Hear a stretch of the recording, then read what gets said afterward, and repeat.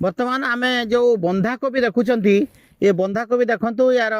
केतक बंधाकोबीर पत्र कणा कणा हो जाइए तापर कोबी भितर कणा हो पत्रटा कणा हो जाइए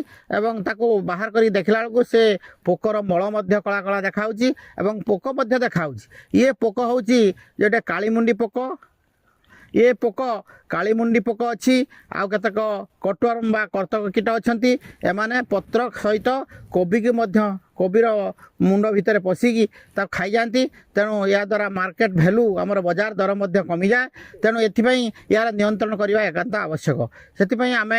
जे मझे मझे जो छोट हो कोबी से निम्ब तेल आम निम्ब आधारित कीटनाशक प्रति लिटर पानी रे आमर 5 ml हिसाब से सहित आम टे डिटर्जेंट पाउडर मिसैक सिंचन कर परवर्ती समय आम इमामेक्टिन बेंजोएट बोली गोटे अच्छी कीटनाशक ताकू आम प्रति 15 लिटर पानी रे आम 6 ग्राम 7 ग्राम हिसाब से आम जदि मिसई सिंचन करवा सी भी नियंत्रण हम ता व्यतीत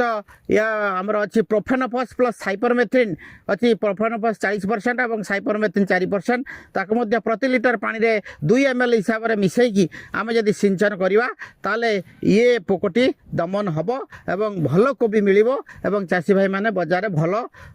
दर पाई परिबे।